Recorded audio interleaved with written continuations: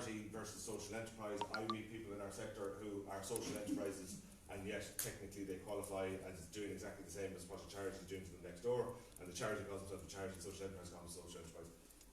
You know, how we define things can sometimes we can get ourselves tied up in knots on it. Yeah, go ahead. Probably a stupid question, but we have 110,000 plus people in health service, and we have, I think, 7 payrolls. So I'm just wondering, I know when I get my salary, there's certain things that I can individualise, health insurance, I can do a number of things.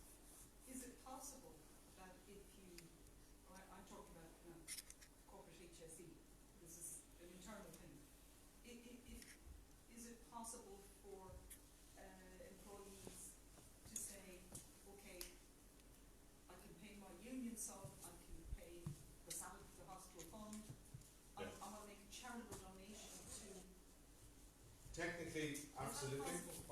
Payroll giving is well established internationally. For reasons that I genuinely don't understand, it's never really caught on in Ireland.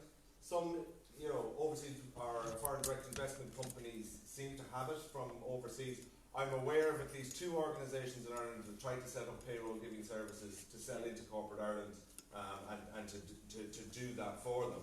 And they never caught on, they never sort of made a profit. But it's a very simple system, and I'm aware of America, because big in America, and I'm aware of American companies who use their payroll giving services from the States and just run it through for their Irish employees and things like that. But it's absolutely doable, and it would be great for someone like the HSE. Yeah, the HSE in Kerry do it. Do they do it? Sharp. Yeah, they have a project. Oh, wow. And you can apply to them for them. Oh, wow. So could you just, do you mind if I ask, just to... Yeah, go ahead. Could you speak more to that?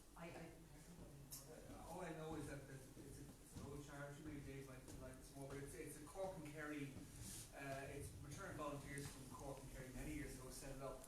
I think it's quite an ageing profile now, so I'm not too sure how current it is, but we applied for money to them. They gave us some, but they said they have less and less, and I think it's a shrinking market, or shrinking number of computers. But as I understand it, employees of the HSE in Cork and Kerry can ask for a direct subscription, and whether it comes at source or whether they do it separately, I don't know. It is called HSE Sharp, and it does give, well, David might speak, they do give funds to developing world projects on an individual basis. The other one that it's a salary deduction scheme, so whoever signs up, it's taken from the salary. The other one that I'm aware of, Ethiopia, which was established by employees in the ESB a number of years ago, and they've fund a whole load of other things as well. Now, I'm not 100% sure if it's a deduction at source model they use, but certainly I know that the employees within the ESB paid it. Can I just add a little bit to that, because I'm probably benefiting, but it's slightly different. So I know that when people give gifts, when they donate money, it comes through, my church set it up because we're Liberian registered, we're not Irish registered, but actually I benefit because anybody who pays PRSI, I get the tax back on every gift they give me. So they fill out a tax form to the organisation, and the Irish government are very generous. They give 25%, so if somebody donates 1,000 to our organisation, the following tax year when it all is submitted, I will get gift aid coming from the Irish government on top of that. So it's a very good No, we have it in Ireland. I don't know what they call it in It's Ireland. CHY, sorry. The charitable tax exemption CHY form. Yes. If you donate more than €250 a year to a chosen charity, you can sign a form But I called thought the charity has to be registered here in Ireland. Yeah, no, they do. No, They do. That's why I'm No, intrigued. it's coming through a registered charity in Ireland, but the organisation that it's supporting is in Liberia. Yes, Yeah, but you're getting around, But I'm just saying that charity. it benefits anybody who donates that way through work, and the PRSI is actually benefiting even more because the Irish government will give additional Yeah. money. Charitytaxback.ie has all the online information about it. It's a CHY3 form, €250 donation or above, you get the tax back. That's the threshold by which they will tax. So €250 or above, you will get from €250, you get €112 back from the revenue commissioners. Okay? Thank you very much. No problem. Now, I'm going to... On that, the civil service third world fund has been around for about 55 years. The main contributors to it are Aircom or Air and OnPlus, but a lot of government departments are donating into it and it's deducted as well. There you go. Now, what I want you all to do is I want you to share all this information at the break, because I've got 10 minutes left to get to the second half of my presentation. We won't hear about tip then, huh? Oh yeah, we won't hear about tip at this stage. Don't worry, come up to me after, I'll give you a personal presentation. Key components to build a financially sustainable organisation, right? Look, it's simple, but it's never easy, right? And I recommend every organisation does this and follows this process.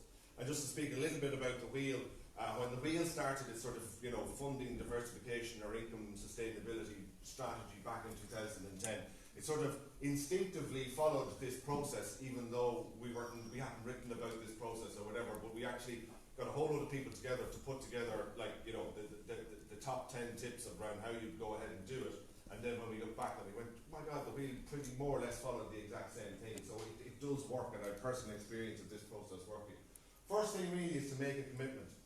The reason why that sounds ridiculous is that because most organisations, what they do when they need funding is they find some poor volunteer who are the people who've just come in today, you're the people who'll end up being volunteered to be the head of fundraising, because that's what happens. They give it to that person over there and then they do all the fundraising for evermore, and that never works. What you have to do is, or rarely works, sorry, I should say never works, to fit it. But what generally is you need your board, your committee, your fundraising group, your collaboration, your partnership to really say, look, our funding is what makes us grow, be sustainable, do all that sort of stuff, and to make that commitment. Our CEO back in 2009, when things were looking bad in our sector, she went to the board and made the funding issues that the wheel might be facing the board's problem, and the board made a commitment to develop an income diversification plan. Second thing then is to articulate your purpose, and there's a couple of things I'm going to talk about just on this. Is that an awful lot of organisations get find it difficult to clearly and succinctly articulate their purpose and to really be able to talk about themselves in a very positive and confident way. I use this myself. It's called the Altitude Framework. It's from a US-based fundraising firm called For Impact, and they say that more often than not, what we end up doing is getting into the detail with people and talking about what we do and how we do it and all the rest of it. And what you really need to do is you need to get up above that and just start talking to people about the vision, the why, the purpose. Then people get bought into that. Say, oh, is that why you're doing that? That's very interesting. So what do you do? Here's the what, the priorities, and then you finally you can go into the plan. And the other thing about this is that we need to start talking about our programs in terms of the opportunity that it gives. Have any of you familiar with Jürgen Habermas? He talks about the public sphere, German political scientist, philosopher. And he talks about the pervasiveness of economic power. And what he means by that is that there was, I'll give this sort of brief example. There was a fundraising consultant over from the UK that I was attending a seminar that he gave. His name was Stephen Pigeon. And he said, I'll show you how Irish people fundraise. And we went, oh, be careful, come from England, don't be showing us how to do things. And he said, how's it going, Nadine? And look, Marisa, I know it's coming into Christmas, and I'm sure the kids are busy and we've got loads of things on, and I'm really sorry. And look, I know it's terrible to be asking, and I couldn't apologise enough, but if €2 will do, please. I'm sorry now for asking. That's how Irish people fundraise. How many people fundraise like that? Yeah. Don't worry about it, because we were ready to give out to Stephen Pigeon and send him back to the UK and say, don't come in here and insult us. He said, it's fine, because that's how they fundraise in the UK, in Australia, in France, in Germany, Canada, Italy. We all apologise for what we're doing. And we shouldn't be apologising for what we're doing, because what we're doing is great, great work. So it's the opportunity. So funders, grant writers, they're giving out money to solve problems. We're the problem solvers, and we should be confident about that, confident about how we express it, and really talk about our purpose, our priorities, and our plan. Because it's really, really inspiring and exciting things that we're doing. And stop apologising, and stop asking for €2. Because €2 will never solve the problem, So stop asking for €2. The other thing as well is it's not about you. Just in terms of, we're talking a little bit earlier about the 4 areas of how you change your language to when you're talking to a donor versus a funder. You know, most people don't support a cause because they like the brand. They support the cause because they are emotive about the issue. It's about them and their relationship with it. You know, how many people know of a family who've been personally affected by a particular illness, and then after that they go out and they fundraise continually for that illness, you know. A good friend of mine, he was best man at my wedding, his father unfortunately passed away from motor neuron disease. We buried him in April of last year, which was very sad, a very young man, and it shouldn't have happened. His family have been out fundraising for motor neuron disease for the last 2-3 years. It's inspirational what they've done in terms of his legacy. And just on this, like, there's a few examples from an organisation called Donor Voice in the UK. I feel blessed. I've never needed you, but I love what you do.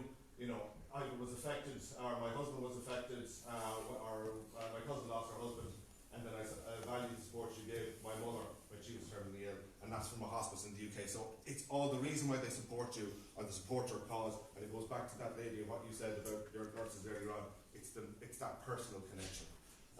And then ask. You know, 99.9% of all successful appeals succeed because we ask. I love that statistic because I made it up myself. There's no silver bullets, there's no snake oil, there's no goose with a golden egg. So at some stage you're going to have to go out and ask people to support you, and to do it with confidence. You know, so asking someone face to face is better than telephoning, better than writing a personal letter, better than giving a presentation, putting out a request, and sending an appeal to lots of people. Step 3 and 4, you analyse your current resource profile, and step 4, make savings where possible. Particularly if you're going to a board and saying that we need to invest in our funding strategy, and they'll say, well, where have you made the savings? There's lots of examples of how to make savings, but then analyse your current resource profile.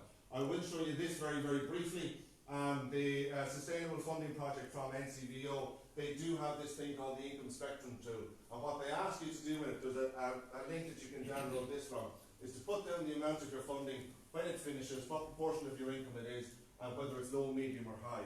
The reason why this is a good exercise to do is 2 reasons. First of all, if you've got a load of funding that's going to, a huge proportion of your funding that's in a high risk area, and it's all going to finish very, very soon, you need to do something about it. But what it also does is it unbeknownst to yourself, you may find that actually 90% of your funding is coming from grants. So you obviously have a real resource or skill or ability within your organisation or within your partnership on writing grant applications. So you can do 2 things with that information. You can either say, let's increase our ability to fund or get more funding through grants in that space because we have the skill set to do that. Or if you've maxed out all the funding you get from grants, you can say, okay, we've maxed out all the funding we can get from there. Maybe we should move into another space like contracts or gifts or something like that, and to see how you might diversify. So it's a really good tool if you go through it properly to really start the conversation around where your current funding is coming from and where it might need to be in the future in terms of sustainable. Equally, there's this thing called the matrix map, and what this is very, very good is that more often than not, organisations deliver services and supports because they don't have, but they don't necessarily, they're not necessarily profitable. I was faced with this challenge myself, where I was asked by our Audit and Finance Subcommittee to do a cost-benefit analysis of our services. What I found was that our training advice supports that we delivered was generating about €100,000. It was costing us €250,000 to deliver. So rather than close that down, a friend of mine showed me this, which I didn't know about, but it's been around for years, is that you shouldn't just think about profitability, but also think about mission impact, and put things into these 4 matrices: hearts, stars, money trees, and stops. So your hearts are high mission impact and low profitability, your stars are high mission impact and high profitability, money trees are low mission impact, low profitability, or high profitability, and then stops are low mission impact, low profitability. And here's just an example of an art centre. Here's their activities, here's the impact they were, here's the profit, the effort, the type, and the actions that they were able to take with them. So it's a very, very simple exercise to take. And when we did this in the wheel, rather than stopping delivering training because it was losing money, we were able to say that our training is our heart, but our membership and our membership growth was our star. So we invested in growing our membership, and we're 800 members then, we're 1,600 now, so hopefully that has worked. Equally then, step 5, calculate how much you need, and step 6 is generate the options. Just in terms of calculating how much you need, look at how much income to deliver whatever your plan, your strategy, your partnership is over the next 2 to 3 to 4 years. What are you going to need to deliver that? What money can you absolutely guarantee you can get for that? Some sources will be secure, some sources won't be secure. But don't count in the unsecure sources, and then just see what your deficit is When the wheel did this back in 2011, it looked like we could be almost €500,000 in debt in 3 years if we did nothing. So again, that was an impetus to do more in this space. And then equally, sort of in terms of sitting down and actually looking at generating the options, there's a good link on our website here called the Fundraising Checklist. It talks about every form of funding that's available, stuff you haven't even thought about. And what's great is that starts to get the creative juices going. What is that? Should we do it? Have we the resources to do it? Have we the expertise to do it? And so on and so forth. And then what you do is you assess the options. This is basically where you have the round. So you do your fundraising checklist, you sit there and you say, right, we should go for this, or we should invest in this space. We're brilliant in the grant space. We have, somebody in our partnership who's been writing grants for us for years and they're excellent at it. That's the area we need to invest in. So have your criteria, add up your results at the end and say, here, and here's the space that we need to go into. Then you do your research, go back to the slides that I did previously and say, well actually, Esther Grantstrand could fund that, or there's a fund opening up in the HSE, or there's 3 corporates who are interested in that sustainability overseas development space and we could partner with them, whatever it might be. Do your research. Steps 9 and 10 are the 2 most important steps, and I have nothing to say on them, because if you do the first 8 steps and do it well, what you should find is you'll have a strategy that is tailored to what you've unearthed on steps 1 to 8.